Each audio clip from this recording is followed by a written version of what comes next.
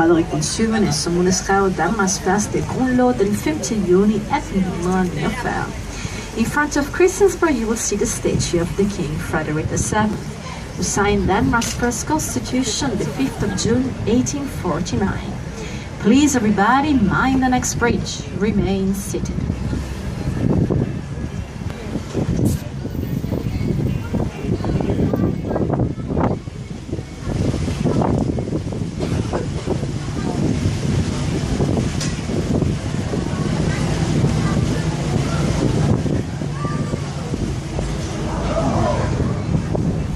Hvis I fortsætter med at kigge til højre, kan I nu se børsen, som blev opført kongen Christian 4. i årene fra 1620 til 1640. Typisk er tårnet med de 4 sammensvungne draghæler og de 3 kroner op på toppen, der repræsenterer Kalmarunion, og også Christians fjerdsgrav på den spanske trone. Looking on your right-hand side, you will now see the old stock exchange made by the King Christian IV in the years 1620-1640. Very typical is the spire with the 4 intertwined dragon tails and the 3 crowns at the top, which represent the 3 Scandinavian countries and also Christian IV's right on the Swedish throne. Please mind the next bridge. Remain seated.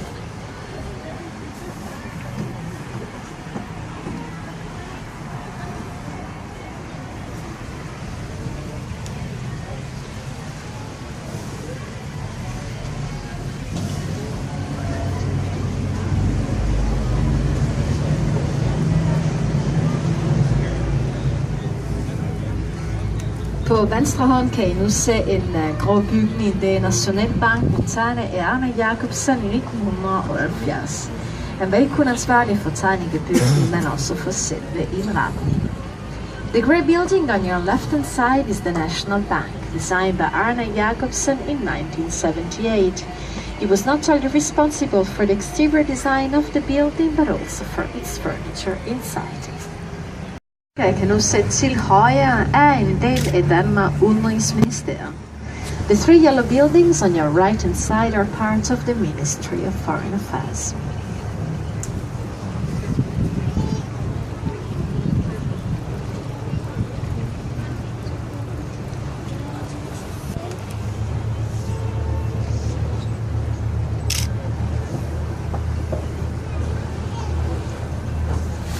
Hvis I fortsætter med at kigge til højre, kan I se et parkhus. Det hedder Gammel Dok. Det er fra 1882, og det huser i dag Dansk Arkitektur Center. The warehouse on your right-hand side is called in Danish Gammel Dok, the Old Dok. It's from 1882, and it houses today the Danish Architecture Center.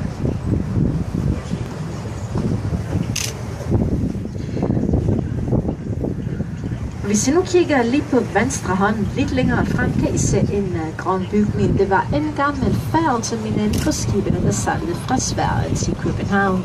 De gamle vikingbåde, de stoppede med at sejle i 2002. Bygningen blev til en restaurant, Custom House, der gik konkurs sidste år, og de har nu åbnet en ny restaurant, der hedder Standard. The green building on your left-hand side was an old terminal for the ships which were sailing from Sweden to Copenhagen. They were called the old Viking boats. They stopped sailing in 2002. When they stopped sailing, the building was made into a restaurant called Custom House, which went bankrupt last year. So they now open a new restaurant called The Standard. There's also 2 Michelin stars, but if you want to book a table, you have to do it at least 3 months in advance. Og vi er nu på vej tilbage til Nyhavns kanal. Turen vil være slut for mange af jer. Til alle vores gæster, der kommer fra Gamle Strand, bare bliv ombord, vi fortsætter turen lige om lidt. We're now going back to Nyhavns Canal. For many of you, the tour is almost finished, but for all the other guests coming from Gamle Strand, please stay seated. We're going to be following the tour from here all the way back to Gamle Strand.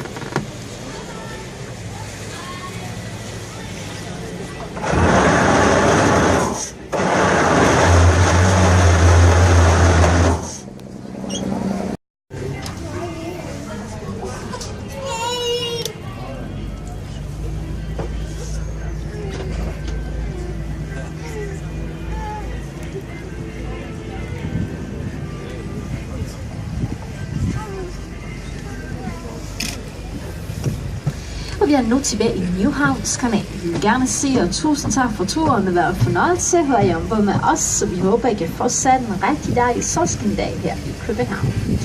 Rebecca Newhound's canal, if you're getting off here, we would like to thank you very much for the tour. It has been a pleasure having you on board with us, and we hope you will have a very beautiful rest of the day here in Copenhagen and enjoy the sun. For all the other guests coming from Strand, please stay on board. The tour is not finished yet. Thank you. Tusind tak. Landebroens scenebygning op til etagen. On your left-hand side, you will now see the new playhouse, which opened in February 2008 with Shakespeare Hamlet. It was made by the architects Lungo and Kramberg, and as you can see, it consists of three prime elements: the promenade along the bridge, the scene stage, and the roof at the top. Sulla vostra sinistra potete vedere il nuovo teatro che è aperto a febbraio del 2008 con la rappresentazione dell'Amleto shakespeariano. Tagene som storiere og lakører som strøinstrumenter. Dette skal symbolisere kærlighed til musikken. On your right hand side, you will now see Copenhagen's new opera house, which opened in 2005. It was a gift from the foundation of Maersk, and it was made by the architect Henning Larsen.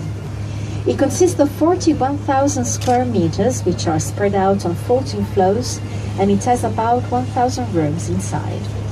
The building outside is covered with limestone, but the outer shell of the main auditorium is covered with maple, designed as a big heart and also polished like musical instruments to symbolize the love for music.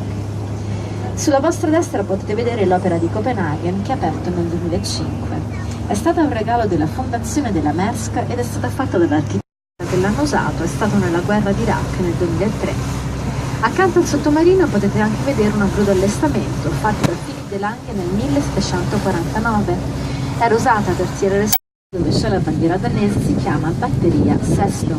È stata fatta dal re Cristiano VI nel 1746 ed è da qui che ogni giorno si spara un colpo di cannone in onore alla bandiera danese, una volta all'alba ed una volta al tramonto.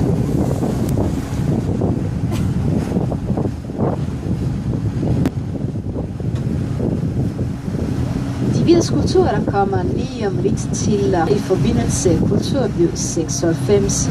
De repræsenterer mennesker i eksil. The white sculptures coming on your right hand side were made here in Copenhagen in 1996 when Copenhagen was appointed the capital culture of Europe.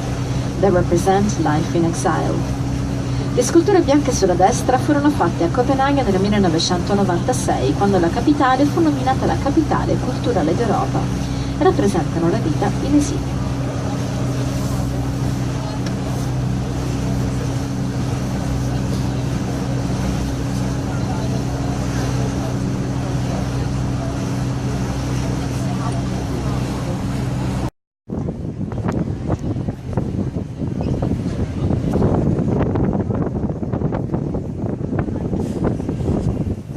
Vi kommer nu til den lille havfrue, vi ser hende på højre hånd. The Little Mermaid on your right hand side. La sirenetta sulla vostra destra. Den lille havfrue sidder her på sin sten siden 1913. Are you all right inside the boat? Yes. What about the back? Yes. Please, sir, if you can maybe lower down from the motor because it's very dangerous. Sir, at above. Thank you. Og vi kommer nu tættere på Amalienborg. I kan se Amalienborg stadigvæk til højre. Looking closer to Amalienborg, still on your right hand side. Ci stiamo avvicinando ad Amalienborg, che è sempre sulla destra. Amalienborg har været regentens officielle residens siden 1794. Det består af 4 symmetriske landsepalæer. Dronningeborg i lidt til venstre, ned mod vandet, kronprinsen i lidt til højre. Ved Amalienborg kan I se Frederiks kirke, eller som den ofte kaldes Marmorkirken, som er Skandinaviens største kirkekuppel. Amalienborg has been the official residence of the royal family since 1794. It consists of 4 identical mansions. The Queen lives in the one on the left, next to the water, the Crown Prince in the one on the right. Behind Amalienborg you will see the Church of Frederick, or also called the Marble Church, which has the largest dome in Scandinavia.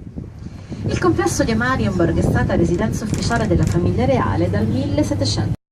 Christian IV was very much inspired by the city of Amsterdam, so when he came back here in Copenhagen in 1617, he decided to build a somewhat similar area here in the city.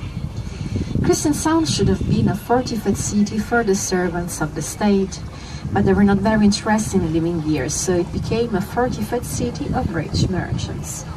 The grounds were given for free, and the king gave also 12 years of tax exemption to each one who wanted to start a business here in the area.